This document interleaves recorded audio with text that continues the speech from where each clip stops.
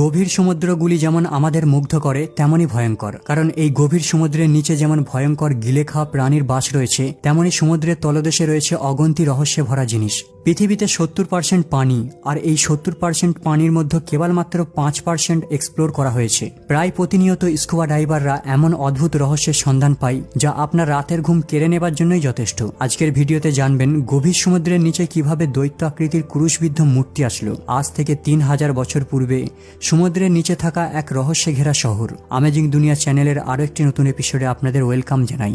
Number 1, হারিয়ে যাওয়া শহর।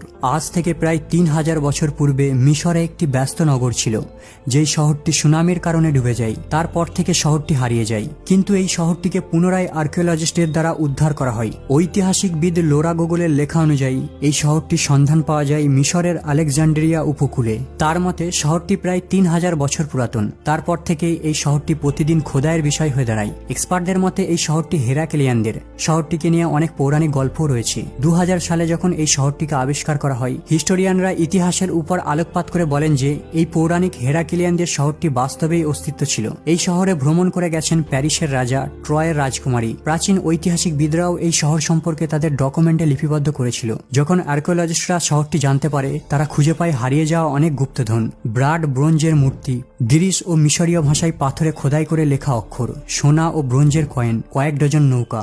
আসলে এই শহরটি একটি দ্বীপের মধ্যে ছিল। শহরের মাঝে ছিল একটি গ্র্যান্ড মন্দির। কোনো এক সময় মিশরের এই শহরটি ছিল বিখ্যাত নগর। আজ তা ইতিহাসের পরিণত হয়েছে, যদিও এই শহরটির রহস্য আজও কেউ সঠিকভাবে ব্যাখ্যা দিতে পারেনি। নাম্বার 2, ইঞ্জিনের ভিতর কবরস্থান। 1885 সালে পল হাপলার নামের এক ব্যক্তি সমুদ্রে যখন ম্যাগনোমিটার দিয়ে ম্যাপিং করছিল, ঠিক ওই সময় এমন এক অদ্ভুত জিনিসের সন্ধান পায় যা দেখে গোটা বিশ্ব অবাক হয়ে যায়। সেখানে মৃতদেহপূর্ণ ট্রেনের ইঞ্জিনের সন্ধান পায়। যখন এই ইঞ্জিনটিকে রিসার্চ করা হয়, জানা যায় 1885 সালের ইঞ্জিন ছিল। ঘটনাটিকে যখন আরও রিসার্চ করা হয়, জানা যায় বেস্টন থেকে আটলান্টিকের মাছ দিয়ে নিয়ে যাওয়া হচ্ছিল, কিন্তু সমুদ্রে হঠাৎ প্রচন্ড ঝড় ওঠে, যার কারণে লাশপূর্ণ ইঞ্জিন সহ জাহাজ সমুদ্রের তলায় ডুবে যায়। এই ইঞ্জিনটির সাইজ ছিল প্রায় 15 মিটার। এই ঘটনাটি অনেকটা টাইটানিক জাহাজের মতোই ছিল, কিন্তু প্রশ্ন হলো ওই ইঞ্জিনের ভিতর লাশগুলি কাদের ছিল? ঘটনাটি আজও সবার কাছে রহস্য রয়ে গেছে। নাম্বার 4, জেইন্ট ওয়ারফিশ। সমুদ্রের গভীরে এমন এক মাছ রয়েছে যাকে দেখা মানে জাপানিরা অশুভ লক্ষণ বলে মনে করেন। এই মাছটির নাম ওয়ারফিশ। এই মাছটি স্কুল বাসের থেকেও বড় হয়। মাছটির উজ্জ্বল রূপালী রঙের স্কিন রয়েছে।